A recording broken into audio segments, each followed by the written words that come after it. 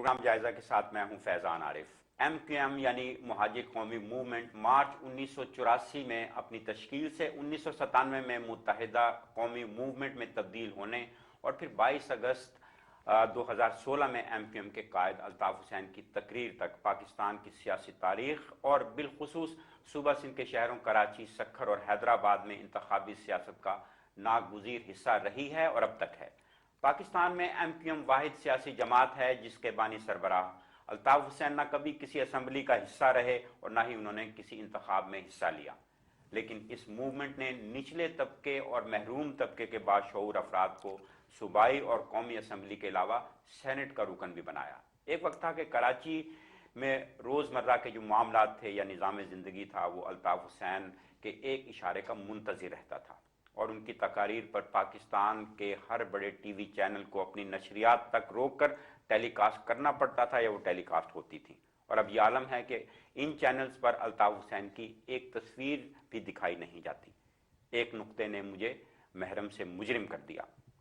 M Q M کے بانی رہنما اپنا نظام سیاست رابطہ کمیٹی کے ذریعے چلاتے تھے۔ آج اسی رابطہ کمیٹی کے بہت اہم رکن اور الطاف حسین صاحب کے قریبی ساتھی جناب مصطفیٰ عزیز آبادی صاحب ہمارے ساتھ تشریف فرما ہیں۔ مصطفیٰ بھائی، میں آپ کا خیر مقدم کرتا ہوں۔ آغاز یہیں سے کروں گا، کیا ایم کیو ایم لندن تنہا ہو گئی ہے یا اب بھی کراچی، سکھر اور حیدرآباد کے عوام کی اکثریت ایم کیو ایم لندن کے ساتھ ہے؟ فیضان بھائی، سب سے پہلے تو آپ کا خصوصی طور پر اور آپ کے چینل وینس کا اور آپ کی ٹیم کے تمام ارکان کا میں بہت شکریہ ادا کرتا ہوں ایم کیو ایم کی جانب سے کہ آپ نے دعوت دی تاکہ ہم اپنا موقف پیش کر سکیں، اور یہ ہماری خوش قسمتی ہے کہ ہم ایک ایسے ملک میں اس وقت ہیں کہ جہاں تحریر و تقریر کی، اپنے خیالات کے اظہار کی آزادی ہے، آزاد فضائیں ہیں۔ اب جہاں تک آپ کے سوال کا تعلق ہے تو دیکھیے، ایم کیو ایم جیسے آپ نے اپنے ابتدا میں بتایا کہ 84 میں یہ سفر تو شروع ہوتا ہے 1978 سے، اے پی ایم ایس او سے، جب قائد طریق الطاف حسین جبکہ اس وقت کراچی یونیورسٹی کے ایک اسٹوڈنٹ تھے اور انہوں نے مہاجر طلبہ کے ساتھ جو ناانصافی ہو رہی تھیں اس کے خلاف مہاجروں کے حقوق کے لیے 11 جون 1978 کو آل پاکستان مہاجر اسٹوڈنٹس آرگنائزیشن قائم کی۔ اور چونکہ یہ معاملہ صرف مہاجر طلبہ کا نہیں تھا بلکہ پوری جتنے بھی کہنا چاہیے کہ جب مہاجر قوم ہے اس کے ساتھ ایک برسوں سے ایک ناانصافیوں کا سلسلہ جاری تھا۔ کہیں کوٹا سسٹم کی چکی میں پس رہے تھے تو کہیں مختلف ناموں سے پکارے جاتے تھے اور کوئی ان کی آواز نہیں تھی، ان کے مسائل کے لیے، ان کے حقوق کے لیے آواز بلند کرنے والا کوئی نہیں تھا۔ الطاف بھائی نے پیموں سے بنائی اور جو برسوں کی ایک گھٹن تھی مہاجر عوام میں، تو ان کو الطاف بھائی کی شکل میں یوں سمجھ لیجیے کہ ان کو آواز ملی، اور جو ایک برسوں رات دن کی جدوجہد تھی اس کے نتیجے میں لوگ جوک در جوک ایم کیو ایم میں شامل ہوئے۔ جب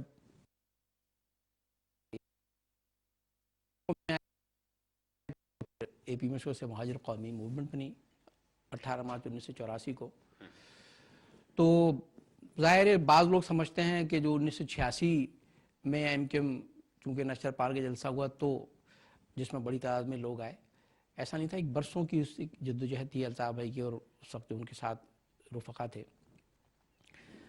تو لوگوں نے اپنا مینڈیٹ دیا ہے ایم کیو ایم کو، اور اس میں کہیں کوئی زور زبردستی یا جبر نہیں، بلکہ وہ محرومیاں تھیں، وہ ناانصافیاں تھیں، وہ زیادتیاں تھیں جن کی چکی میں مہاجر عوام برسوں سے پس رہے تھے۔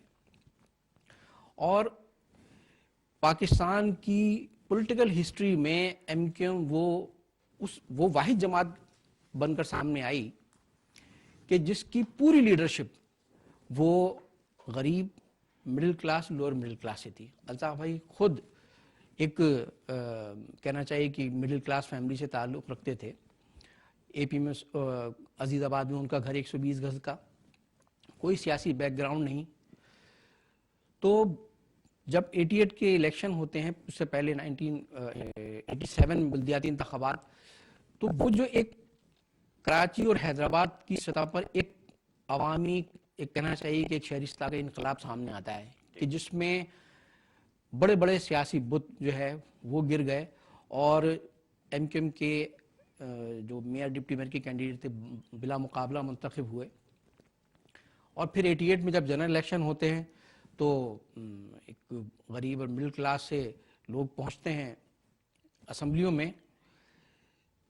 ایم کیو ایم سے پہلے پاکستان کی سیاست میں اس چیز کا تصور نہیں تھا عام نچلے طبقے کا, نچلے محروم طبقے سے طبقے کوئی شخص قومی لوگ اسمبلی پہنچے, میں, اور صوبائی سارے اسمبلی میں, سینٹ میں پہنچے گا. بالکل جتنے لوگ اسمبلیوں میں پہنچے ایم کیو ایم کے پلیٹ فارم سے, اس میں کوئی ایک بھی ایسا نہیں تھا کہ جس کا کوئی سیاسی بیک گراؤنڈ ہو.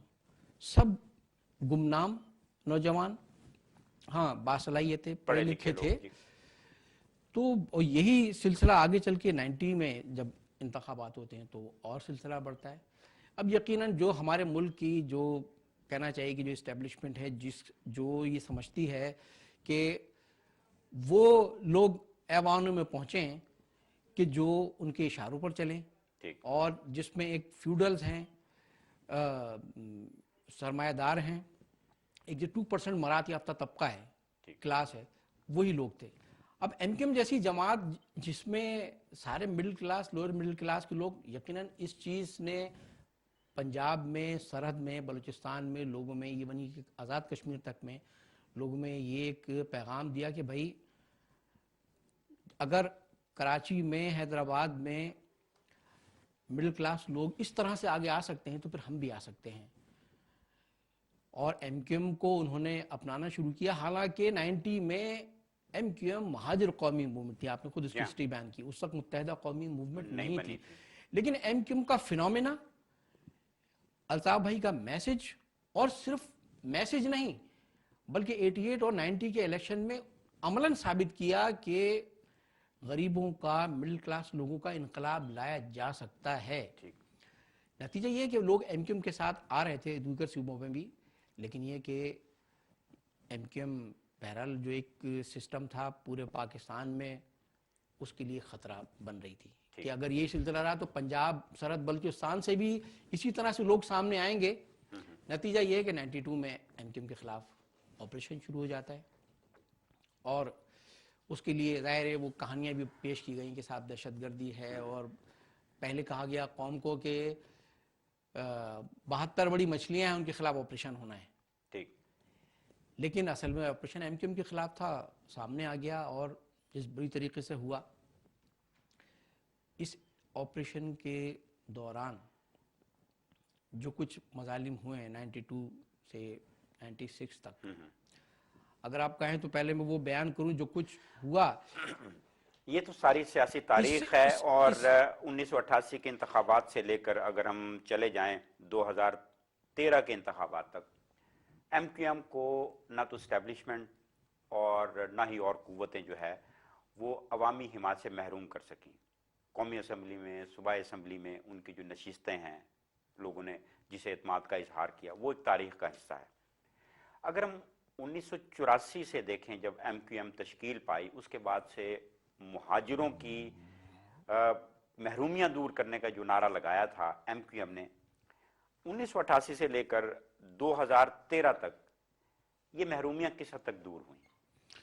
بہت حد تک. دیکھیں, سب سے پہلی بات تو یہ ہے کہ سب سے اہم اور بنیادی چیز شناخت کی ہوتی ہے. ایم کیو ایم کے قیام سے پہلے مہاجروں کو, وہ لوگ جنہوں نے پاکستان بنانے کے لیے لاکھوں جانوں کی قربانیاں دی, جن کے آباء و اجداد برصغیر کے مسلم اقلیتی علاقوں سے ہجرت کر کے پاکستان آئے, انہیں پاکستان میں کوئی طرح طرح کے ناموں سے مختلف تضحیق آمیز ناموں سے پکارے, دہرانا بھی عجیب لگتا ہے. ٹھیک ہے نا. اور المیہ یہ تھا کہ بدقسمتی سے مہاجر, ہمارے بزرگ وہ اپنے آپ کو ہندوستانی کہتے تھے, اور دیگر قومیں ان کو مختلف ناموں سے پکارتی تھیں. الطاف بھائی نے مہاجر قومیت کا نظریہ پیش کیا, بتایا, کیونکہ اگر آپ کی کوئی شناخت نہیں ہے تو پھر آپ کس بنیاد پر اپنے حقوق کا مطالبہ کر سکتے ہیں. الطاف بھائی نے صرف ایک مہاجر قوم کا نظریہ ہی نہیں دیا بلکہ ان لوگوں کو ایک پلیٹ فارم پر متحد کیا. دنیا نے تسلیم کیا کہ پاکستان میں جہاں پنجابی, پختون, بلوچ, سندھی, سرائکی رہتے ہیں تو وہاں ایک طبقہ ایسا بھی ہے جو مہاجر کہلاتا ہے. آج انٹرنیشنل فورم, ایون یہ کہ یونائٹڈ نیشن بھی اس چیز کو مانتا ہے کہ پاکستان میں مہاجر بھی ایک اکائی ہیں. ان اب جہاں تک دیکھیے مہاجروں کی بے روزگاری, ان مہاجروں کی محرومیاں, ان مہاجروں کو جو امن و امان, صحت اور بنیادی ضرورتیں زندگی ملنی چاہیے تھیں, ایم کیو ایم کی وجہ سے انہیں ملی. وہی میں آپ سے عرض کر رہا ہوں کہ جب 1987 میں ایم کیو ایم نے کراچی اور حیدرآباد میں ایک سویپ کیا الیکشن میں, ہمارے میئر, ڈپٹی میئر بلا مقابلہ منتخب ہوئے, تو بڑی تعداد میں مہاجر نوجوانوں کو ان کی صلاحیت, ان کی قابلیت اور میرٹ کی بنیاد پر ہزاروں کی تعداد میں ان کو ملازمتیں ملی ہیں. اور ایم کیو ایم سے پہلے یوں سمجھ لیجیے کہ دروازے مکمل طور پر بند تھے. اور پھر دوسری بڑی چیز یہ ہے کہ ایم کیو ایم سے پہلے پاکستان کے ایوانوں میں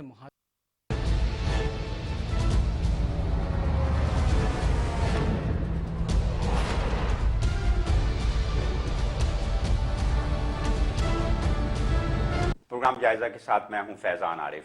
ایم کیو ایم یعنی مہاجر قومی موومنٹ مارچ 1984 میں اپنی تشکیل سے 1997 میں متحدہ قومی موومنٹ میں تبدیل ہونے اور پھر 22 اگست 2016 میں ایم کیو ایم کے قائد الطاف حسین کی تقریر تک پاکستان کی سیاسی تاریخ اور بالخصوص صوبہ سندھ کے شہروں کراچی, سکھر اور حیدرآباد میں انتخابی سیاست کا ناگزیر حصہ رہی ہے اور اب تک ہے. پاکستان میں ایم کیو ایم واحد سیاسی جماعت ہے جس کے بانی سربراہ الطاف حسین نہ کبھی کسی اسمبلی کا حصہ رہے اور نہ ہی انہوں نے کسی انتخاب میں حصہ لیا. لیکن اس موومنٹ نے نچلے طبقے اور محروم طبقے کے باشعور افراد کو صوبائی اور قومی اسمبلی کے علاوہ سینٹ کا رکن بھی بنایا. ایک وقت تھا کہ کراچی میں روزمرہ کے جو معاملات تھے یا نظام زندگی تھا وہ الطاف حسین کے ایک اشارے کا منتظر رہتا تھا اور ان کی تقاریر پر پاکستان کے ہر بڑے ٹی وی چینل کو اپنی نشریات تک روک کر ٹیلی کاسٹ کرنا پڑتا تھا یا وہ ٹیلی کاسٹ ہوتی تھی. اور اب یہ عالم ہے کہ ان چینلز پر الطاف حسین کی ایک تصویر بھی دکھائی نہیں جاتی. ایک نقطے نے مجھے محرم سے مجرم کر دیا. ایم کیو ایم کے بانی رہنما اپنا نظام سیاست رابطہ کمیٹی کے ذریعے چلاتے تھے. آج اسی رابطہ کمیٹی کے بہت اہم رکن اور الطاف حسین صاحب کے قریبی ساتھی جناب مصطفیٰ عزیز آبادی صاحب ہمارے ساتھ تشریف فرما ہیں. مصطفیٰ بھائی, میں آپ کا خیر مقدم کرتا ہوں. آغاز یہیں سے کروں گا, کیا ایم کیو ایم لندن تنہا ہو گئی ہے یا اب بھی کراچی, سکھر اور حیدرآباد کے عوام کی اکثریت ایم کیو ایم لندن کے ساتھ ہے؟ فیضان بھائی, سب سے پہلے تو آپ کا خصوصی طور پر اور آپ کے چینل وینس کا اور آپ کی ٹیم کے تمام ارکان کا میں بہت شکریہ ادا کرتا ہوں ایم کیو ایم کی جانب سے کہ آپ نے دعوت دی تاکہ ہم اپنا موقف پیش کر سکیں. اور یہ ہماری خوش قسمتی ہے کہ ہم ایک ایسے ملک میں اس وقت ہیں کہ جہاں تحریر و تقریر کی, اپنے خیالات کے اظہار کی آزادی ہے, آزاد فضائیں ہیں. اب جہاں تک آپ کے سوال کا تعلق ہے تو دیکھیے, ایم کیو ایم جیسے آپ نے اپنے ابتدا میں بتایا کہ 84 میں یہ سفر تو شروع ہوتا ہے 1978 سے, اے پی ایم ایس او سے, جب قائد تحریک الطاف حسین جبکہ اس وقت کراچی یونیورسٹی کے ایک اسٹوڈنٹ تھے اور انہوں نے مہاجر طلبہ کے ساتھ جو ناانصافی ہو رہی تھیں اس کے خلاف مہاجروں کے حقوق کے لیے 11 جون 1978 کو آل پاکستان مہاجر اسٹوڈنٹس آرگنائزیشن قائم کی. اور چونکہ یہ معاملہ صرف مہاجر طلبہ کا نہیں تھا بلکہ پوری جتنے بھی کہنا چاہیے کہ جب مہاجر قوم ہے اس کے ساتھ ایک برسوں سے ایک ناانصافیوں کا سلسلہ جاری تھا. کہیں کوٹا سسٹم کی چکی میں پس رہے تھے تو کہیں مختلف ناموں سے پکارے جاتے تھے, اور کوئی ان کی آواز نہیں تھی. ان کے مسائل کے لیے, ان کے حقوق کے لیے آواز بلند کرنے والا کوئی نہیں تھا. الطاف بھائی نے پیمو سے بنائی, اور جو برسوں کی ایک گھٹن تھی مہاجر عوام میں, تو ان کو الطاف بھائی کی شکل میں یوں سمجھ لیجیے کہ ان کو آواز ملی, اور جو ایک برسوں رات دن کی جدوجہد تھی اس کے نتیجے میں لوگ جوک در جوک ایم کیو میں شامل ہوئے. جب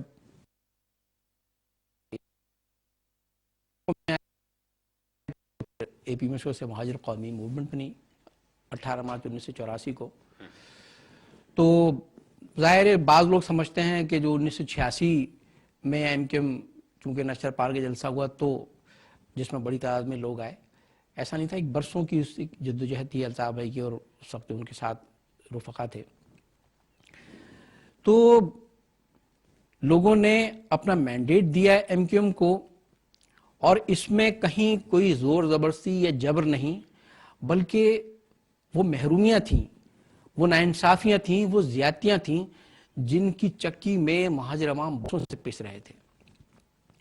اور پاکستان کی پولیٹیکل ہسٹری میں ایم کیو ایم وہ واحد جماعت بن کر سامنے آئی کہ جس کی پوری لیڈرشپ وہ غریب, middle class, lower middle class سے تھی. الطاف بھائی خود ایک کہنا چاہیے کہ مڈل کلاس فیملی سے تعلق رکھتے تھے. اے پی میں عزیز آباد میں ان کا گھر 120 گز کا, کوئی سیاسی بیک گراؤنڈ نہیں. تو جب 88 کے الیکشن ہوتے ہیں, اس سے پہلے 1987 بلدیاتی انتخابات, تو وہ جو ایک کراچی اور حیدرآباد کی سطح پر ایک عوامی, ایک کہنا چاہیے کہ ایک شہری سطح کا انقلاب سامنے آتا ہے کہ جس میں بڑے بڑے سیاسی بت جو ہے وہ گر گئے, اور ایم کیو ایم کے جو میئر ڈپٹی میئر کے کینڈیڈیٹ تھے بلا مقابلہ منتخب ہوئے. اور پھر 88 میں جب جنرل الیکشن ہوتے ہیں تو ایک غریب اور مڈل کلاس سے لوگ پہنچتے ہیں اسمبلیوں میں. ایم کیو ایم سے پہلے پاکستان کی سیاست میں اس چیز کا تصور نہیں تھا کہ نچلے طبقے سے لوگ پہنچے, اور سارے سینٹ میں پہنچے گا. بالکل جتنے لوگ اسمبلیوں میں پہنچے ایم کیو ایم کے پلیٹ فارم سے, اس میں کوئی ایک بھی ایسا نہیں تھا کہ جس کا کوئی سیاسی بیک گراؤنڈ ہو. سب گمنام نوجوان, ہاں باصلاحیت تھے, پڑھے لکھے تھے. تو یہی سلسلہ آگے چل کے 90 میں جب انتخابات ہوتے ہیں تو اور سلسلہ بڑھتا ہے. اب یقیناً جو ہمارے ملک کی جو کہنا چاہیے کہ جو اسٹیبلشمنٹ ہے, جو یہ سمجھتی ہے کہ وہ لوگ ایوانوں میں پہنچے ہیں کہ جو ان کے اشاروں پر چلیں, اور جس میں ایک فیوڈلز ہیں, سرمایہ دار ہیں, ایک جو 2% مرات یافتہ طبقہ ہے, کلاس ہے, وہی لوگ تھے. اب ایم کیو ایم جیسی جماعت جس میں سارے middle class, lower middle class کے لوگ, یقیناً اس چیز نے پنجاب میں, سرحد میں, بلوچستان میں لوگوں میں, یہ بنی آزاد کشمیر تک میں لوگوں میں یہ ایک پیغام دیا کہ بھائی اگر کراچی میں, حیدرآباد میں مڈل کلاس لوگ اس طرح سے آگے آ سکتے ہیں تو پھر ہم بھی آ سکتے ہیں. اور ایم کیو ایم کو انہوں نے اپنانا شروع کیا. حالانکہ 90 میں ایم کیو ایم مہاجر قومی موومنٹ تھی, آپ نے خود اس کی ہسٹری بیان کی, اس وقت متحدہ قومی موومنٹ نہیں تھی. لیکن ایم کیو ایم کا فینومینا, الطاف بھائی کا میسج, اور صرف میسج نہیں بلکہ 88 اور 90 کے الیکشن میں عملاً ثابت کیا کہ غریبوں کا, مڈل کلاس لوگوں کا انقلاب لایا جا سکتا ہے. نتیجہ یہ کہ لوگ ایم کیو ایم کے ساتھ آ رہے تھے دیگر صوبوں میں بھی, لیکن یہ کہ ایم کیو ایم بہرحال جو ایک سسٹم تھا پورے پاکستان میں, اس کے لیے خطرہ بن رہی تھی کہ اگر یہ سلسلہ رہا تو پنجاب, سرحد, بلوچستان سے بھی اسی طرح سے لوگ سامنے آئیں گے. نتیجہ یہ ہے کہ 92 میں ایم کیو ایم کے خلاف آپریشن شروع ہو جاتا ہے, اور اس کے لیے ظاہر ہے وہ کہانیاں بھی پیش کی گئیں کہ صاحب دہشت گردی ہے, اور پہلے کہا گیا قوم کو کہ 72 بڑی مچھلیاں ہیں, ان کے خلاف آپریشن ہونا ہے. لیکن اصل میں آپریشن ایم کیو ایم کے خلاف تھا, سامنے آ گیا, اور جس بری طریقے سے ہوا، اس آپریشن کے دوران جو کچھ مظالم ہوئے ہیں 92 سے 96 تک، اگر آپ کہیں تو پہلے میں وہ بیان کروں جو کچھ ہوا. یہ تو ساری سیاسی تاریخ ہے، اور 1988 کے انتخابات سے لے کر اگر ہم چلے جائیں 2013 کے انتخابات تک، ایم کیو ایم کو نہ تو اسٹیبلشمنٹ اور نہ ہی اور قوتیں جو ہے وہ عوامی حمایت سے محروم کر سکیں. قومی اسمبلی میں، صوبائی اسمبلی میں ان کی جو نشستیں ہیں، لوگوں نے جسے اعتماد کا اظہار کیا، وہ ایک تاریخ کا حصہ ہے. اگر ہم 1984 سے دیکھیں جب ایم کیو ایم تشکیل پائی، اس کے بعد سے مہاجروں کی محرومیاں دور کرنے کا جو نعرہ لگایا تھا ایم کیو ایم نے، 1988 سے لے کر 2013 تک یہ محرومیاں کس حد تک دور ہوئیں؟ بہت حد تک. دیکھیں، سب سے پہلی بات تو یہ ہے کہ سب سے اہم اور بنیادی چیز شناخت کی ہوتی ہے. ٹھیک. ایم کیو ایم کے قیام سے پہلے جی. مہاجروں کو، وہ لوگ جنہوں نے پاکستان بنانے کے لیے لاکھوں جانوں کی قربانیاں دی، جن کے آباء و اجداد برصغیر کے مسلم اقلیتی علاقوں سے ہجرت کر کے پاکستان آئے، انہیں پاکستان میں کوئی طرح طرح کے ناموں سے مختلف تضحیک آمیز ناموں سے نام ہے کہ دہرانا بھی عجیب لگتا ہے. ٹھیک ہے نا. اور المیہ یہ تھا کہ بدقسمتی سے مہاجر، ہمارے بزرگ، وہ اپنے آپ کو ہندوستانی کہتے تھے، ٹھیک، اور دیگر قومیں ان کو مختلف ناموں سے پکارتی تھیں. الطاف بھائی نے مہاجر قومیت کا نظریہ پیش کیا، بتایا، کیونکہ اگر آپ کی کوئی شناخت نہیں ہے تو پھر آپ کس بنیاد پر اپنے حقوق کا مطالبہ کر سکتے ہیں. الطاف بھائی نے صرف ایک مہاجر قوم کا نظریہ ہی نہیں دیا، بلکہ ان لوگوں کو ایک پلیٹ فارم پر متحد کیا. دنیا نے تسلیم کیا کہ پاکستان میں جہاں پنجابی، پختون، بلوچ، سندھی، سرائکی رہتے ہیں، تو وہاں ایک طبقہ ایسا بھی ہے جو مہاجر کہلاتا ہے. آج انٹرنیشنل فورم، ایون یہ کہ یونائٹڈ نیشن بھی اس چیز کو مانتا ہے کہ پاکستان میں مہاجر بھی ایک اکائی ہیں. اب جہاں تک ان مہاجروں کی بے روزگاری، ان مہاجروں کی محرومیاں، ان مہاجروں کو جو امن و امان، صحت اور بنیادی ضرورت زندگی ملنی چاہیے تھیں، ایم کیو ایم کی وجہ سے انہیں ملی. وہی میں آپ سے عرض کر رہا ہوں کہ جب 1987 میں ایم کیو ایم نے کراچی اور حیدرآباد میں ایک سویپ کیا الیکشن میں، ہمارے میئر، ڈپٹی میئر بلا مقابلہ منتخب ہوئے، تو بڑی تعداد میں مہاجر نوجوانوں کو ان کی صلاحیت، ان کی قابلیت اور میرٹ کی بنیاد پر ہزاروں کی تعداد میں ان کو ملازمتیں ملی ہیں. اور ایم کیو ایم سے پہلے یوں سمجھ لیجیے کہ دروازے مکمل طور پر بند تھے.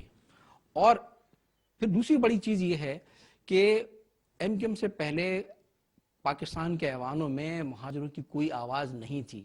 ایم کیو ایم کی شکل میں، ایم کیو ایم کے نمائندوں کی شکل میں، صرف بلدیات میں ہی نہیں، سندھ اسمبلی میں، قومی اسمبلی میں، سینٹ میں مہاجروں کی آواز پہنچی. ان کا مقدمہ ایم کیو ایم کے پارلیمنٹیرین نے لڑا، اور وہ جو لوگ بھی اسمبلی میں پہنچے وہ انہی گلیوں سے نکل کر وہاں پہنچے. جبکہ صورتحال یہ تھی ایم کیو ایم سے پہلے کہ کراچی میں الیکشن لڑنے کے لیے لوگ پنجاب اور صوبہ سرحد سے وہاں جاتے تھے، مہاجروں کے ووٹ سے جیتتے تھے، اور اس کے بعد پھر دوبارہ شکل نہیں دکھاتے تھے. نتیجہ یہ کہ ان کی آواز کوئی نہیں تھی. ایم کیو ایم نے، الطاف بھائی نے یہ نظریہ پیش کیا کہ ایم کیو ایم عوام کے نمائندے عوام کی گلیوں سے ہوں گے. نتیجہ یہ ہے کہ چاہے کونسلر ہوں، سینیٹر ہوں، ایم پی ہوں، ایم این ایز ہوں، انہی محلوں میں رہنے والے ان کی آواز بنے. اور صرف یہی نہیں، بلکہ جب ہمارا دائرہ آگے بڑھا ہے اور پھر ہم مخلوط حکومت میں آئے ہیں، تو ہم نے مہاجر عوام کے ان کی محرومیاں دور کرنے کے لیے بہت کچھ کیا. یہ وقت بہت کم ہے، ورنہ تو بہت کچھ تفصیلات ہیں اس کی.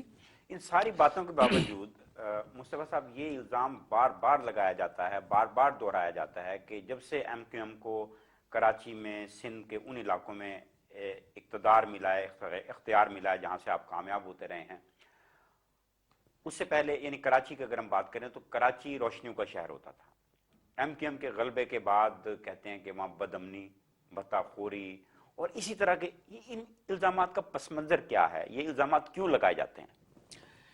الزامات تو یوں لگائے جاتے ہیں، ہر دور میں دنیا کے ہر ملک میں، ہر جغرافیے میں وہاں کی اسٹیبلشمنٹ، اس خطے میں، اس جغرافیے میں جنم لینے والی کسی بھی حقوق کی تحریک کو کچلنے کے لیے، ٹھیک، اس کو بدنام کرنے کے لیے اسی طرح کے الزامات لگاتے ہیں۔ تاریخ بھری پڑی ہے، جنہوں نے برصغیر کی آزادی کے لیے جدوجہد کی، وہ انگریزوں کے لیے وہ تھے، دہشت گرد تھے وہ، اور وہ وطن دشمن تھے، لیکن سب جگہ یہی ہوا ہے۔ آپ ساؤتھ افریقہ میں دیکھ لیں، اسی برطانیہ کی نظر میں ساؤتھ افریقہ کے رہنما نیلسن مینڈیلا وہ بڑے دہشت گرد تھے، لیکن وہ ساؤتھ افریقہ کے عوام کی نظر میں ان کے حقوق کے لیے، ان کی آزادی کے لیے جدوجہد کرنے والے ایک بڑے انقلابی لیڈر تھے۔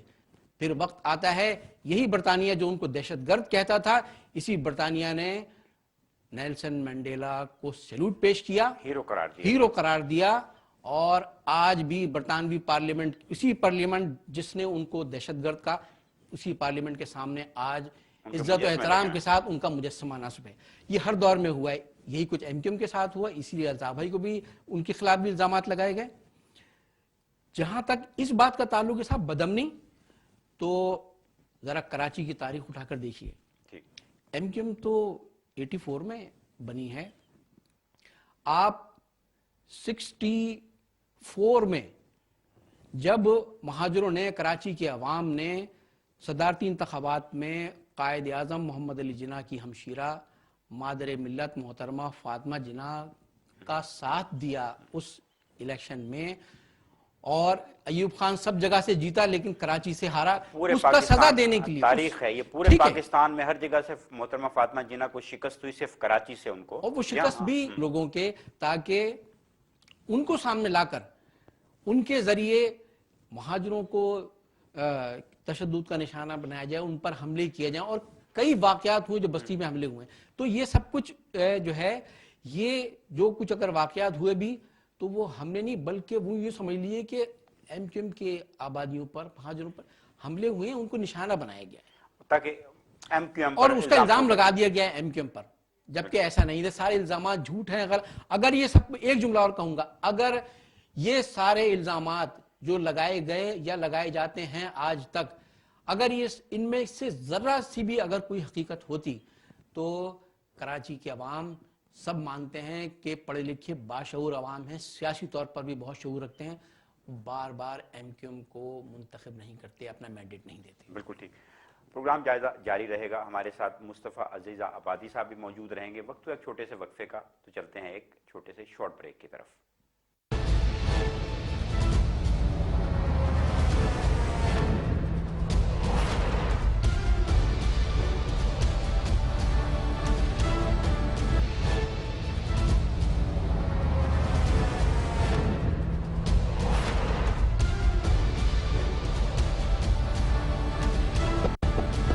پروگرام جائزہ کے ساتھ میں ہوں فیضان عارف۔ وقفے سے پہلے ہم مصطفیٰ عزیز آبادی صاحب سے بات کر رہے تھے کہ ایم کیو ایم جو ایک بہت بڑی سیاسی قوت ہے صوبہ سندھ میں، اس پر بہت سارے الزامات ہیں، اور اسٹیبلشمنٹ بہت سارے کام ایسے کرتی ہے، اور بہت سارے کام یہ جیسے بتا رہے ہیں کہ ایسے کیے گئے ہیں تاکہ ایم کیو ایم کو بدنام کیا جا سکے۔ حکیم سعید ہوں اور صلاح الدین صاحب ہوں، دن دہاڑے قتل عام ہو جاتا ہے ان کا، یہ الزام بھی ایم کیو ایم پر لگا دیا جاتا ہے کہ اس کے پیچھے بھی اسٹیبلشمنٹ ہے۔ دیکھیں، یہ آپ نے اچھا کیا، یہ سوال آپ نے پوچھا۔ حکیم سعید صاحب کے اس بہیمانہ قتل سے پہلے کراچی میں واقعہ ہوتا ہے مولانا صلاح الدین صاحب کا، جی، اپنے وقت کی بڑی شخصیت، بڑے صحافی تھے، اور جیسے آپ نے کہا اس کا الزام ایم کیو ایم کے سر لگایا گیا۔ اگر آپ کو میں یاد دلاؤں، مولانا عبدالستار ایدھی مرحوم، پاکستان کی بہت بڑی سماجی شخصیت، آپ کو یاد ہوگا کہ 95 میں غالباً وہ پاکستان چھوڑ کر لندن آ گئے تھے، اور خود انہوں نے ایک طرف رکھ دیجئے ایم کیو ایم کو، ایم کیو ایم کے موقف کو، خود وہ کیا فرماتے ہیں، انہوں نے یہ چیز ٹی وی کے انٹرویوز میں کئی بار بتائی, اور یہاں آ کر انہوں نے کہا کہ میرے پاس عمران خان اور جنرل حمید گل آئے تھے. یہ ان کے الفاظ ہیں کہ یہ میرے پاس آئے, وہ مجھے لانا چاہتے تھے, استعمال کرنا چاہتے تھے سیاست میں. جب میں نے انکار کیا تو مجھے مارنا چاہتے تھے. اور خود حکیم عبدالستار ردی صاحب کے الفاظ ہیں کہ یہ مولانا صلاح الدین کی طرح مجھے بھی مار دیتے اور اس کا الزام ایم کیو ایم پہ لگا دیتے. تو یہ ساری سازشیں کی جاتی رہی ہیں. حکیم سعید صاحب کا جہاں تک تعلق ہے, وجہ یہ ہے کہ نواز شریف صاحب جب 97 میں وزیر اعظم تھے, اس وقت ان کی حکومت اسٹیبلشمنٹ کے اشارے پر پاکستان میں ایک شرعیت بل لا رہی تھی. ایم کیو ایم نے اس کی مخالفت کی کہ ہم اس میں ساتھ نہیں دیں گے, یہ ہماری پالیسی سے متصادم ہے. ہم اس بات کی, کیونکہ وہ اس کے ذریعے جو وہ امیر المومنین بننا چاہتے تھے, جو کچھ بھی ایک پوری تاریخ ہے, ایم کیو ایم نے اس کی مخالفت کی. نتیجہ یہ ہے کہ ایم کیو ایم کو سزا دینے کے لیے ایک پلاٹ تیار ہوتا ہے, اور پھر اس کے بعد حکیم سعید صاحب کو شہید کر دیا جاتا ہے. اتنی بڑی شخصیت پاکستان سے چھین لی گئی, اور اس کا الزام جو ہے خود ہمارے, وہ خود بھی اردو سپیکنگ تھے حکیم سعید صاحب. آپ اگر ایم کیو ایم پہ الزام ہے تو نہیں, یہی المیہ ہے کہ ہم سے ہماری اتنی بڑی بڑی شخصیات کو چھین لیا گیا اور اس کا الزام بھی ہمارے سر. دیکھیں, نواز شریف صاحب نے جیب سے پرچی نکال کے خود بتایا کہ صاحب مجھے فلاں فلاں ایجنسیز نے دی, اور اس کا الزام ایم کیو ایم پر لگایا. اس کو بنیاد بنا کر سندھ میں گورنر راج نافذ کیا گیا, فوجی عدالت نے قائم کی گئی, اسمبلی کو معطل کیا گیا, ایم کیو ایم کے خلاف آپریشن شروع کر دیا گیا, ہمارے ہزاروں ساتھیوں کو گرفتار کیا گیا. یہ میں 98 آپریشن کی بات کر رہا ہوں. اور پھر کئی کارکن ماور عدالت قتل کر دیے گئے. کینگرو کورٹ سے ایم کیو ایم کے لوگوں کو سزا دی گئی اس کیس میں. لیکن جب وہ کیس جاتا ہے ہائی کورٹ میں, اس وقت خیر سے ہماری ہائی کورٹ اور سپریم کورٹ نسبتاً آزاد تھیں, نسبتاً, مکمل تو. نتیجہ یہ ہے کہ وہ وہاں غلط ثابت ہوتا ہے, ایم کیو ایم کے کارکنان باعزت بری ہوتے ہیں اس کیس میں. معاملہ جاتا ہے سپریم کورٹ میں, سپریم کورٹ بھی ہمیں, ہمارے لوگوں کو, ساتھیوں کو بری کرتی ہے. تو غلط ثابت ہوا وہ, اور لیکن الزام آج تک لگایا جاتا ہے, جیسے بھی آپ نے بھی ذکر کیا. یہی المیہ ہے. اب سوال یہ ہے کہ ہمارے ساتھی بری ہوئے, اس میں الزام جھوٹا ثابت ہوا, پھر کون لوگ تھے جنہوں نے شہید کیا؟ بالکل ٹھیک. اچھا, آپ ایم کیو ایم جو ہے وزارتوں میں بھی شامل رہی, حکومتوں میں بھی شامل رہی, تو پھر حکیم سعید کے, مولانا صلاح الدین صاحب کے, عظیم طارق صاحب کے قاتل سامنے کیوں نہیں آ سکے؟ قاتلوں کو گرفتار کرنا کس کا کام ہوتا ہے؟ آپ جب حکومت کا حصہ ہوتے ہیں دباؤ تو ڈال سکتے ہیں, ہم نے مطالبہ تو کر سکتے ہیں, کوشش تو کر سکتے ہیں. دیکھیں, ہمارے پاس اختیار کتنا ہے. ہم حکومتوں میں آئے, مثال کے طور پر بے نظیر صاحبہ کے ساتھ معاہدہ ہوا, حکومت میں آئے, باقاعدہ تحریری معاہدہ تھا جس کو معاہدہ کراچی کہا گیا. اس میں سارے مہاجروں کے مسائل تھے, انہوں نے ان پر عمل نہیں کیا. ہم نے احتجاج کیا, جب وہ نہیں انہوں نے کوئی عمل کیا, نتیجہ یہ کہ ہم حکومت سے باہر آ گئے. 90 میں نواز شریف صاحب کے ساتھ باقاعدہ تحریری معاہدہ ہوا, اور وہ سارے عوام کے ہی مسائل تھے, مہاجروں کے مسائل, جو آپ نے جس ابتدا میں کہا محرومیوں کی بات, وہ ساری محرومیوں کو دور کرنے کے لیے ہی تحریری معاہدہ تھا. انہوں نے عمل نہیں کیا, بلکہ ایم کیو ایم کے خلاف آپریشن شروع کر دیا گیا. ہمارے لوگوں نے استعفے دے دیے, باہر آ گئے. مشرف صاحب کے ساتھ ان کے ساتھ دوبارہ آتے ہیں 97 میں, نواز شریف صاحب, پھر آپریشن شروع کر دیا گیا. ہمارے پاس سوائے اس کے اور کیا تھا کہ ہم احتجاج کیوں اور اسمبلیوں سے باہر آ جائیں. مشرف صاحب کے ساتھ آئے حکومت میں, وہ تو آئیڈیل دور تھا مشرف صاحب کے. نہیں, اس میں بھی آپ آئیڈیل دور کی بات کر رہے ہیں, یہ ایم کیو ایم کے لیے کہ آپ کی بڑی ان کے ساتھ انڈرسٹینڈنگ, بالکل, یہ وہ لندن آتے تھے, الطاف بھائی سے ملتے تھے. نہیں, ملاقاتوں کو تو آپ ایک طرف رکھ دیجئے. یہ بات یقیناً یہ حقیقت ہے کہ مشرف صاحب کا جو دور تھا اس میں پہلی مرتبہ سندھ کے شہری علاقوں کو, خصوصاً کراچی کو, کچھ اختیار بھی ملا. انہوں نے جو لوکل گورنمنٹ کا نظام متعارف کرایا تھا, اور صرف نظام ہی نہیں بلکہ انہوں نے فنڈز بھی جاری کیے. نتیجہ یہ ہے کہ گاڑی کتنی ہی اگر قیمتی اور نئی کیوں نہ ہو, لیکن اگر اس میں پیٹرول نہ ہو تو وہ چل ہی نہیں سکتی. تو فنڈز بھی ملے اور نتیجہ یہ ہے کہ ایم کیو ایم کے نمائندوں نے کام کیے جو نظر آئے. تو ان کا دور یقیناً بہت اچھا تھا, لیکن اس دور میں بھی جہاں جہاں معاملہ اصول کا ہے ایم کیو ایم نے مخالفت کی. مثال کے طور پر کالا باغ ڈیم کا معاملہ تھا, سندھ کے عوام کے تحفظات تھے, ایم کیو ایم نے ان تحفظات کو سامنے رکھا اور جو اس وقت حکومت کا جو فیصلہ تھا اس کو سپورٹ نہیں کیا. بلوچستان میں اس وقت آپریشن کرنے جا رہے تھے, ایم کیو ایم نے کھل کر مخالفت کی اس کی, کیونکہ ہم سمجھتے تھے کہ اس سے وہاں صورتحال اور خراب ہوگی, لہٰذا آپریشن نہیں کرنا چاہیے, طاقت کا استعمال نہیں کرنا چاہیے. اس پر اختلاف کیا, وہ آپریشن وقتی طور پر رکا بھی, لیکن بہرحال بعد میں ہوا. تو ایم کیو ایم نے اس کا ہر موقع پر اپنے موقف کو پیش بھی کیا, احتجاج بھی کیا. تو ہمارے پاس جو اختیار ہے ہم وہی کر سکتے ہیں. اب میں الزامات کی بات زیادہ کروں, آخری الزام جس کی میں بات کروں, پھر ہم دوسرے سوالوں کی طرف آئیں گے. ایک الزام یہ بھی ہے کہ اسٹیبلشمنٹ ایم کیو ایم کو لے کر آئی تھی, الطاف بھائی کو لے کر آئی تھی, اور جب وہ طاقتور ہوئے تو پھر ایم کیو ایم سے وہ چاہتی تھی کہ ایم کیو ایم ڈکٹیشن لے, الطاف بھائی ڈکٹیشن لیں, اگر نہیں لی ڈکٹیشن تو ان کو دیوار سے لگا دیا. یہ الزام کس حد تک درست ہے؟ الطاف بھائی کا سب سے بڑا قصور جو ہے وہ یہ ہے کہ انہوں نے اپنے آپ کو بھیجا نہیں. خریدنے کے لیے آنے والے وہ آج بھی زندہ ہیں.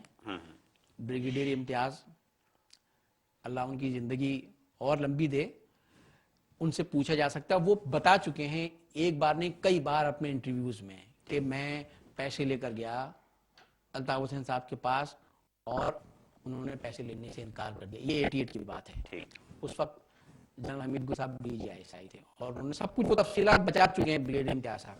الطاف بھائی نے نہیں لیے کہ بھائی آپ پاکستان کے لیے اگر مجھ سے کچھ خدمت لینا چاہتے ہیں تو یہ پیسہ بیچ میں مت لائیے, میں اس کے بغیر بھی پاکستان کے لیے اپنی خدمات پیش کر سکتا ہوں. انہوں نے کیا, لیکن انہوں نے پیسے نہیں لیے. 90 میں یہ جو اصغر خان کیس ہے, مہران بینک اسکینڈل, اس وقت ایک اور صاحب, اس وقت D G I S I Asad Durrani صاحب تھے اور بریگیڈیئر حامد کوئی صاحب تھے, وہ لے کر آئے 90 میں کہ جی یہ آپ رکھ لیجئے پیسے. الطاف بھائی نے اس وقت بھی منع کر دیا. تو ظاہر ہے کہ جب آپ پیسے لے لیتے ہیں, اپنا سودا کر لیتے ہیں, تو پھر آپ کو اپنے ضمیر کے مطابق نہیں کسی اور کے اشارے پہ چلنا ہوتا ہے. یہی تھا قصور. پیسوں کی بات آ رہی ہے تو ایک سوال جو میں نے بعد میں کرنا تھا میں آپ سے کر رہا ہوں. اب بہت ساری ویڈیوز وائرل ہوئی ہیں جس میں الطاف بھائی جو ہے وہ مالی مشکلات کا اظہار کر رہے ہیں کہ میرے دفتر کا خرچہ نہیں چل رہا, اس طرح سے کچھ لوگ پیسے بھجواتے ہیں, یہ دشواری ہے. تو اس سے پہلے جب انہوں نے تقریر نہیں کی تھی, پاکستان مرد آباد کا نعرہ نہیں لگایا تھا, اس سے پہلے تو ساری مالی مشکلات اس طرح کی نہیں تھیں. تو یہ مالی مشکلات بعد میں ہی آنا شروع ہوئی, اور اس سے پہلے دفتر کے اخراجات, اس سے پہلے مالی امور جو ہے ان کی نوعیت کیا تھی؟ دیکھیں وہ مالی ضرورتیں کس طرح پوری ہوتی تھیں؟ کئی سال پہلے الطاف بھائی نے ایک مطلب ظاہر شروع سے جب سے ایم کیو ایم وجود میں آئی ہے تو کارکنان اپنا چندہ دیتے تھے پارٹی میں, اور انہی سے وہ سارے پاکستان میں بھی یہاں بھی وہ سارے تنظیمی اخراجات چلتے تھے. پھر اس کے بعد ایک ایم کیو ایف بنایا گیا, مہاجر قومی فنڈ. تو اس میں یہ ہوتا تھا کہ جتنے بھی کارکنان ہیں وہ اپنی آمدنی کا 1% وہ اس میں جمع کراتے تھے, تمام کارکنان. ماشاءاللہ لاکھوں کارکنان ایم کیو ایم کے پاکستان میں بھی اور پاکستان سے باہر بھی, تو وہ سب اس میں جمع کراتے تھے. تو اب جمع کرانا بند کر دیا انہوں نے. اب میں وہی آپ کو بتا رہا ہوں کہ اسی سے اخراجات چلتے تھے. لیکن خاص طور پر یہ جو 2016 میں جو ایک آپریشن نے ایک اور شکل اختیار کی ہے, اور جس شدت کے ساتھ تو جس انداز سے ایک بدترین سفاکانہ آپریشن کیا گیا ہے, ہزاروں ایم کیو ایم کے کارکنان گرفتار ہیں, اور اس وقت یوں سمجھے 2000 سے زیادہ کارکنان ہمارے لاپتہ ہیں, اور کئی ہزار جیلوں میں ہیں.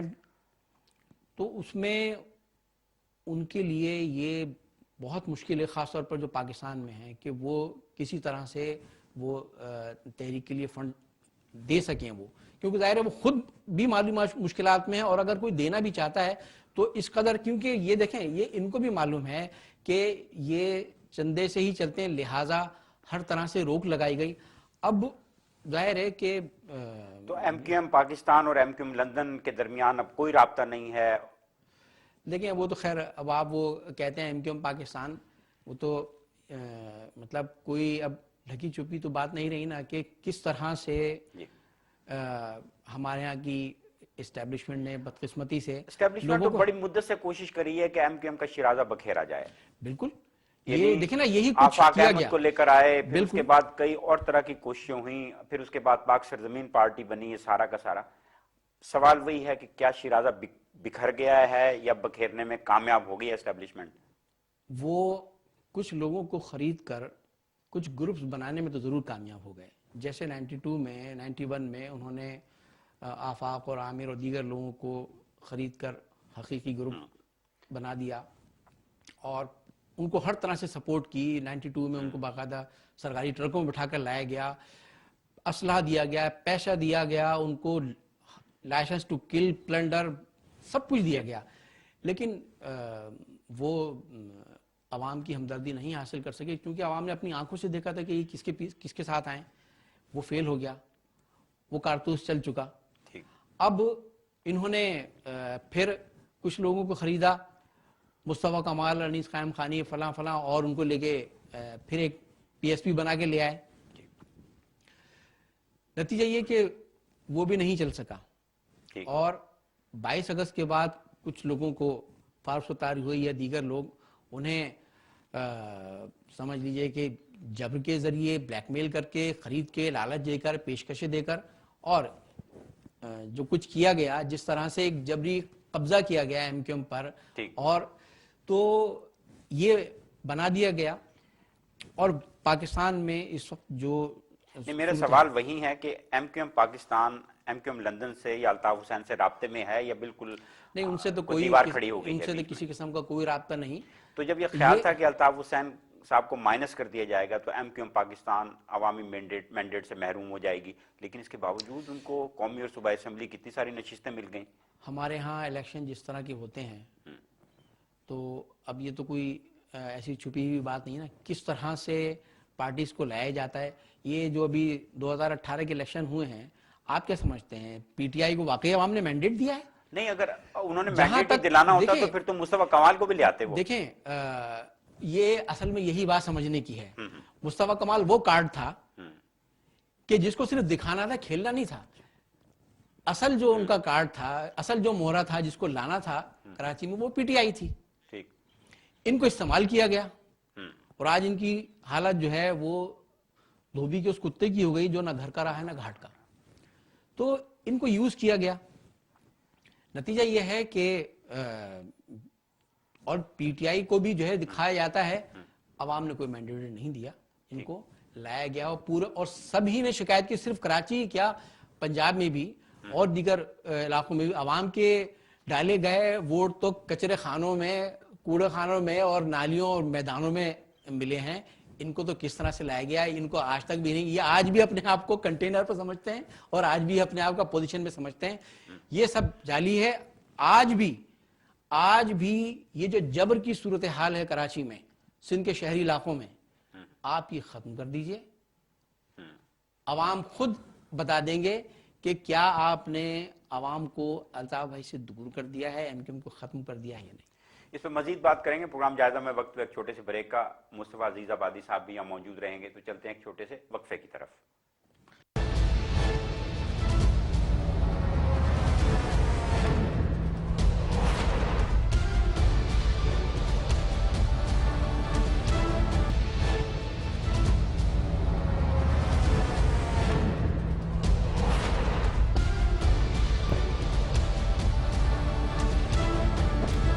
جائزہ میں پھر سے حاضر خدمت ہیں۔ آج ہمارے مہمان ہیں ایم کیو ایم لندن کے رابطہ کمیٹی کے اہم رکن اور الطاف حسین صاحب کے قریبی ساتھی جناب مصطفیٰ عزیز آبادی صاحب۔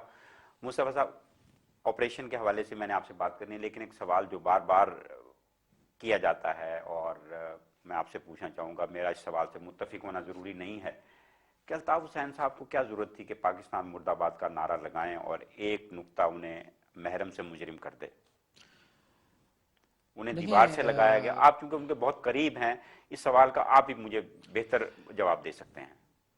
फैज़ान भाई, अल्ताफ़ भाई पाकिस्तान के दीगर जो पॉलिटिशियंस हैं उनसे बहुत मुख्तलिफ हैं बहैसियत इंसान भी। जी उनके लिए उनके वर्कर्स, उनके कारकुनान वो वर्कर्स नहीं, उनके बेटों बच्चों की तरह हैं। ठीक।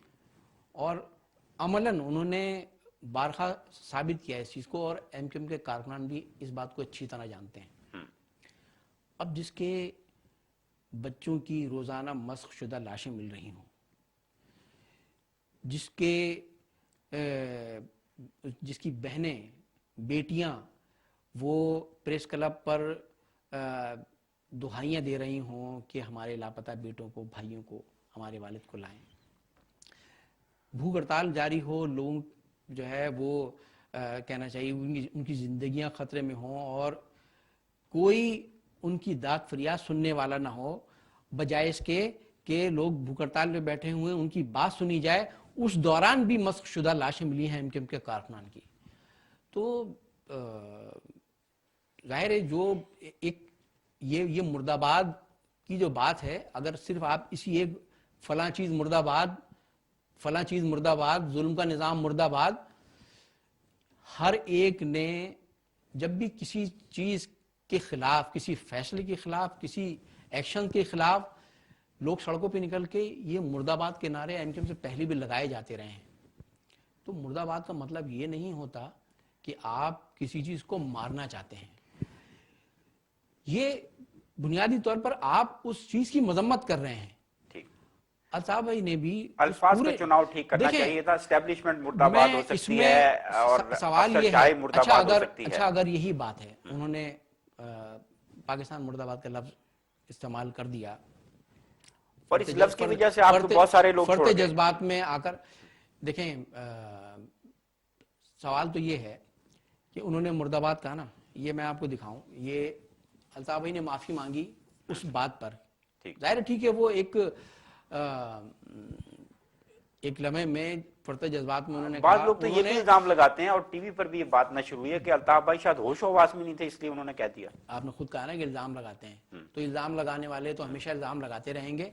ये इल्जामात, किरदार कुशी, अल्ताफ़ भाई तो एक कहना चाहिए कि अवामी लीडर है ना, नबियों पैगम्बरों पर भी ले गए हैं माजरत के साथ, ठीक है ना, हमारे प्यारे नबी को भी मजनू कह दिया था।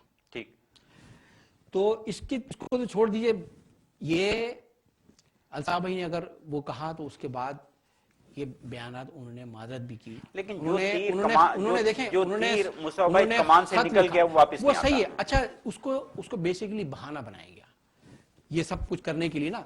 लेकिन बात तो ये है फैज़ान भाई कि पाकिस्तान के खिलाफ ये जो मुर्दाबाद का नारा जो भी कहा गया, ये बड़ा जुर्म है या पाकिस्तान को तोड़ देना बड़ा जुर्म है? बदकिस्मती ये है कि एक नारे को बहाना बनाकर, वो जो ऑपरेशन तो पहले से चल रहा था, ऐसा नहीं हुआ, तो वो उसको एक बहाना बनाकर एक लश्कर कशी कर दी गई और इतना। लेकिन यह है कि जिन्होंने वाक़अतन हमारे इस पाकिस्तान को जो लाखों जानें देकर बना, कुर्बानियाँ दी गई इतनी बड़ी, एक तवील उसके लिए जद्दोजहद थी, हमारे बुजुर्गों ने उसमें अपना खून दिया, उस वतन को दो लख्त कर दिया गया 71 में। हमारा सवाल तो ये है कि जो लोग उसके जिम्मेदार थे, आपने उनको सजा दी? ऐसा नहीं हुआ हुजूर कि ये गिलास रखा है, ये गिलास टूट गया था 71 में, मुल्क दो लख्त हुआ था, मुल्क टूटा था। क्यों नहीं? हमीदुर रहमान कमीशन एमक्यूएम ने तो नहीं बनाई थी ना।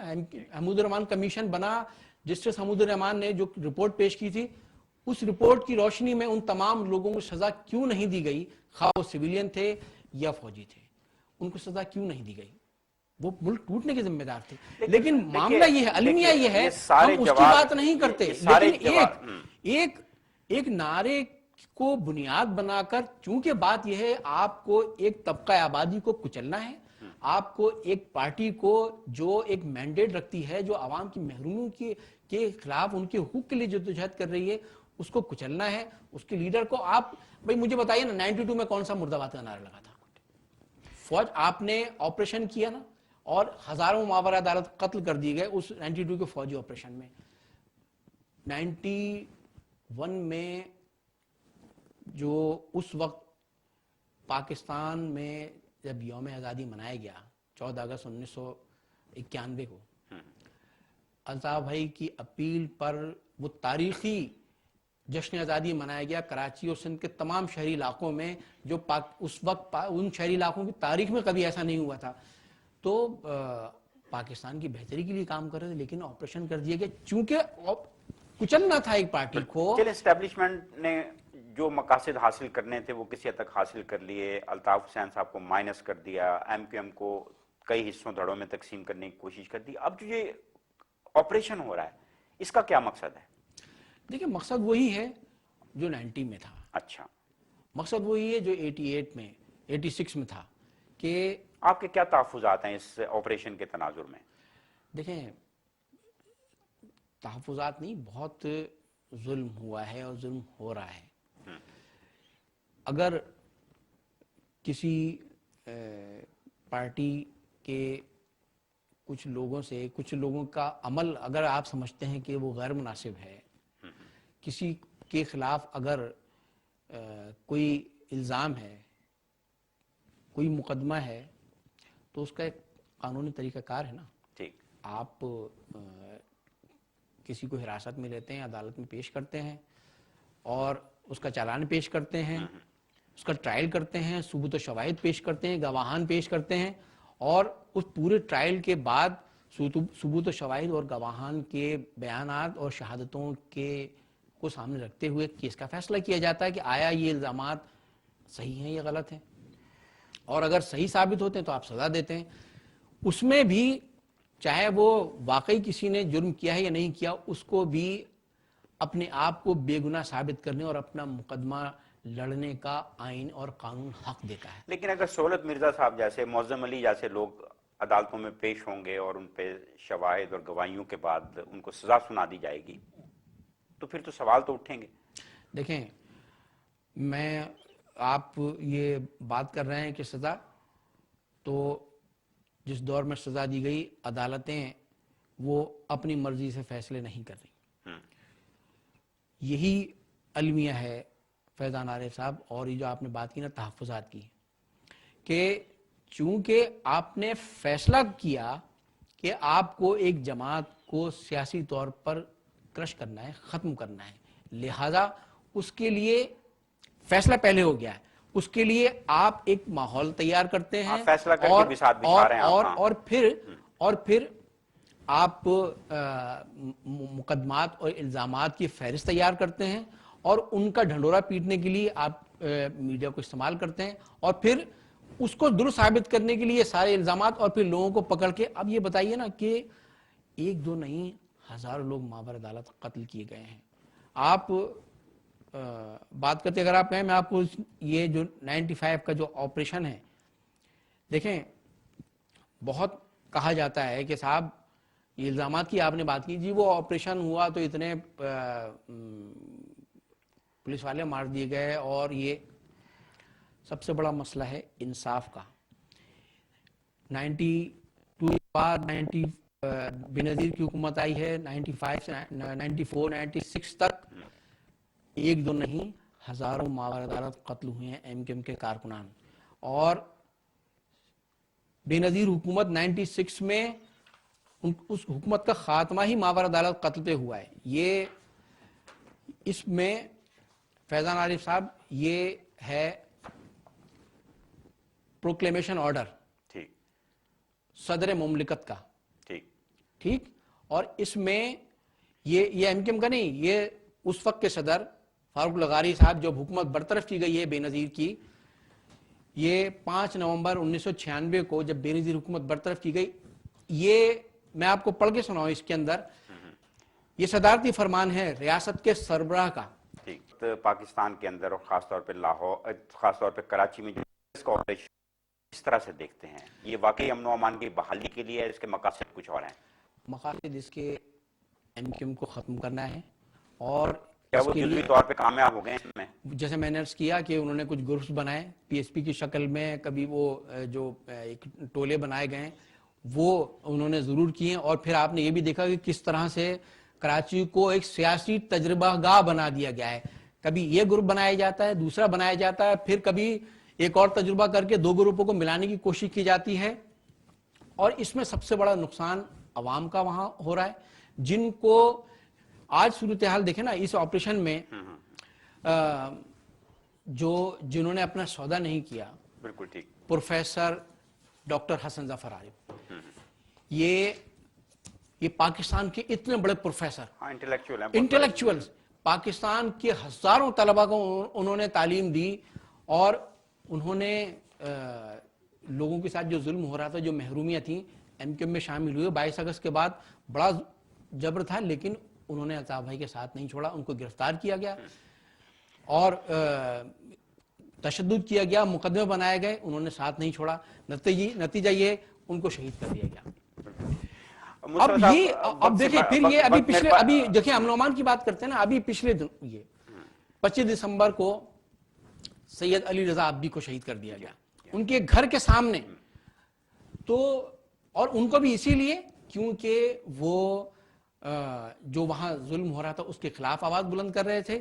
وہ الطاف بھائی کو درست سمجھتے تھے, اور ان کی آڈیو ریکارڈ پر آ چکی ہے جس میں انہوں نے کہا کہ ان کو بلا بلا کے ریاست کے اداروں نے دھمکیاں دی. تو صورتحال یہ ہے کہ یہ واقعات ہو رہے ہیں کراچی کے اندر, بدامنی اس قدر ہے اب جبکہ یہ آپریشن کیے جا رہے ہیں. بخشی مٹر آخر میں صرف یہ فرما دیجئے کہ جو حالات ہیں, جو زمینی حقائق ہیں, جنہیں گراؤنڈ ریالٹیز کہتے ہیں, وہ آپ کے سامنے ہیں. آپ ان حقائق کو سامنے رکھتے ہوئے کس طرح سے دیکھتے ہیں کراچی میں اور صوبہ سندھ میں جو ہے نا اس وقت وہ ہے جبری گمشدگیوں کا, لوگوں کو لاپتہ کیا جا رہا ہے. بلوچ دھرنے دے رہے ہیں, احتجاج کر رہے ہیں, پختون کر رہے ہیں, مہاجر کر رہے ہیں, سندھی کر رہے ہیں. ابھی کراچی میں سوراب گوٹ پر پشتون تحفظ موومنٹ نے وہاں دھرنا دیا ہے, الطاف حسین کے نعرے لگائے ہیں. الطاف بھائی کے اپیل پر مہاجر بھی وہاں گئے شرکت کرنے کے لیے, پشتون بھائیوں سے اظہار یکجہتی کے لیے, کیونکہ دونوں کا دکھ ایک جیسا ہے. ہمارے بھی اتنے لوگ لاپتہ ہیں. اب اس کے پاداش میں اتوار کو وہاں لوگ گئے اور وہاں بڑے پیمانے پر گرفتاریاں شروع کر دی گئی. ہمارے درجنوں ساتھی پچھلے 3-4 روز کے اندر گرفتار کیے جا چکے ہیں. آج ہماری خواتین کے گھروں پر بھی چھاپے مارے. آج پاکستان میں ایک بڑا پروگریسو بہت شخصیت ہے, ایک بڑی ان کی سٹرگل اور بزرگ ہیں, ایم کیو ایم کی رابطہ کمیٹی میں بھی وہ رہے, مومن خان مومن. آج صبح کراچی میں ان کے گھر پر چھاپا مار کر ان کو گرفتار کیا گیا اور ان کے بیٹے کو بھی گرفتار کیا گیا. اب یہ جو صورتحال ہے, آپ نے بات کی حل کی, دیکھیں یہ ساہیوال میں واقعہ ہوا, جس طرح سے ماور عدالت قتل کیا گیا وہاں لوگوں کو, اور ان کو بچانے کے لیے آج کی خبر ہے کہ وہ سی ٹی ڈی والے کہہ رہے ہیں کہ صاحب ہم نے فائرنگ ہی نہیں کی. آج پنجاب کے لوگ اس دکھ کو محسوس کر رہے ہیں جس کو ہم برسوں سے جس کے لیے آواز اٹھا رہے ہیں.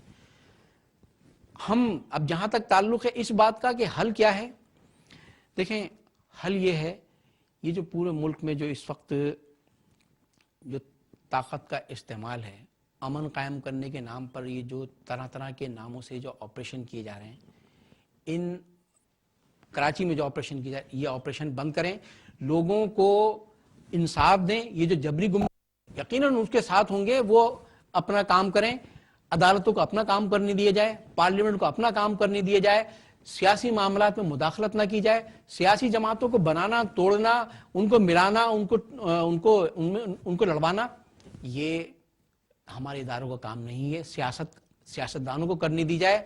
عوام کو ان کے یہ جو پاکستان کے ہر علاقے میں جو حقوق کے لیے آوازیں اٹھ رہی ہیں, خدا را قومیتوں کا یہ مسئلہ حل کیا جائے, لوگوں کو حق دیا جائے, اور اب یہ پالیسی ترک کی جائے کہ جو حکومت کی یا اداروں کے غلط پالیسیوں پر جو تنقید کرے آپ اس کو غدار قرار دیں اور اس کو اٹھا کے غائب کر دیں. یہ سلسلہ بند ہونا چاہیے. لوگوں کی آواز دبائیں نہیں, ان کی آواز سنیں, ان کے زخموں پر مرہم رکھیں, ان کی آواز کو سنیں, ان کے مسائل حل کریں, لوگوں کو ان کے حقوق دیں.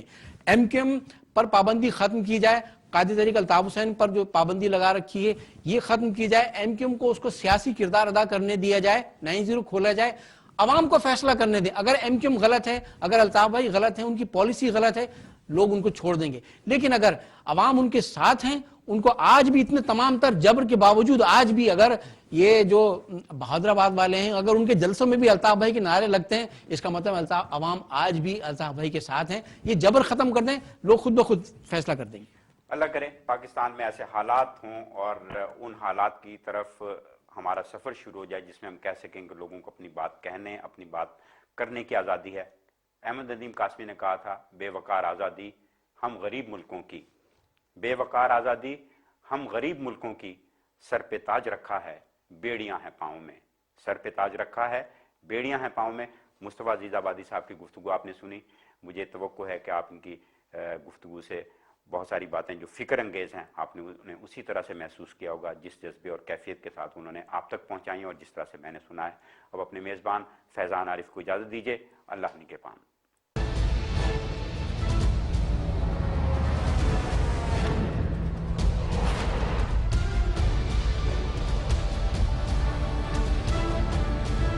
اختیار